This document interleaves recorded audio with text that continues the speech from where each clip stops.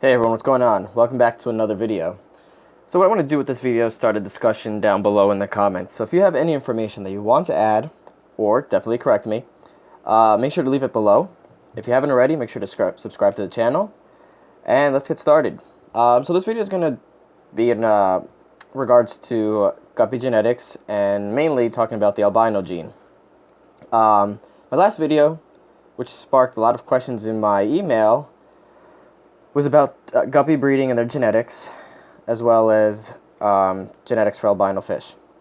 So starting off, the left strain that you see on the left side is the albino koi guppies with the king koi gene, and the fish on the right side, which you can't see at the moment, but he'll pop in and out during the video, is my male RREA, which stands for Real Red Eye Albino Superior Red Male. The female's on top left because she should be giving birth to fry soon, so I have her separate. But he'll pop in and out during the video. Yeah, there you go. So, some people asked about guppy genetics and how it works, and I sent some people some articles. I have a bunch of them. I've been saving them up, and I'm constantly reading on guppy genetics, since genetics is something that really sparks my interest. So firstly, I want to mention there's two ways of breeding guppies. Well, there's multiple, but the two I want to talk about is inbreeding and outcrossing, which for my project will be used a lot. So inbreeding means you're breeding two of the same fish with the same strain. Usually they'll somehow be related, so it'll be either father to daughter. You could also do mother to son, but that's usually more difficult since the females store sperm. And then the other one is brother to sister. Both of my pairs, I have no idea what relations they have to each other, since I got them from other breeders who I didn't really acquire any of the information on that. So yes, that's inbreeding. Outcrossing is what I'll eventually do with these fish. So I'm waiting for fry from the left strain and waiting for fry from the right strain. And eventually I'll mix a female from one and a male from the other to outcross them. Outcrossing is an awesome way to add genetic diversity into your strains. With that said, I actually want to mention that a lot of people talk about guppy albino strains being very weak. Now, this can be true, but it could also be false.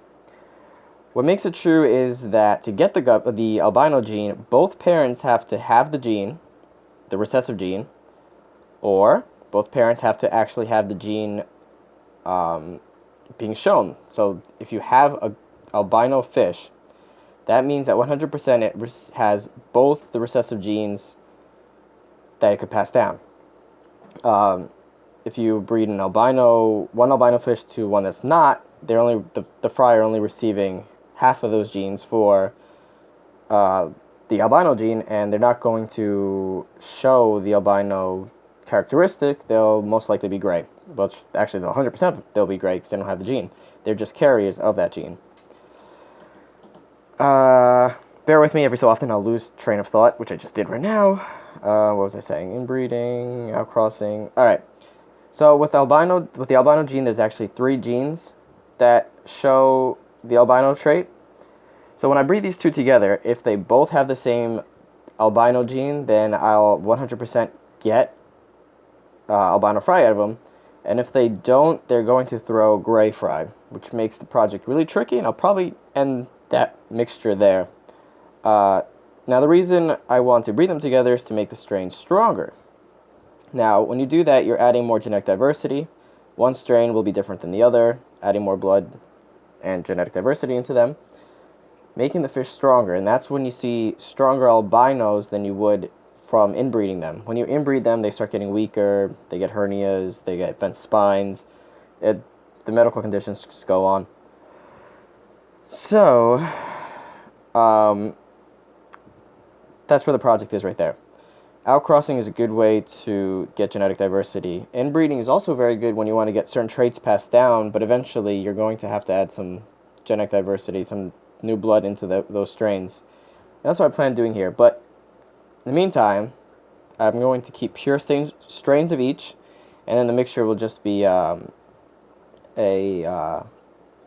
what's the word I want to say? Just a project, a little experiment. So definitely, if I am able to get them to breed and I get some albino fry, then they both have the same gene, since there's 3 of them. So it's a 1/3 chance. So if you guys have anything to add, I thought I was going to talk more about it in this video, but totally forgot what it was. I had it written down. Yeah, I'm pretty sure that's about it. So if you guys have anything to add, make sure to comment below. And let's see if we get a discussion going, because someone has to know more about fish genes, even if it's not guppies. If you're talking about koi, discus, angelfish, whatever knowledge you got in cichlids, make sure to comment below. And don't forget to like, comment, and subscribe to the video. Until next week, guys.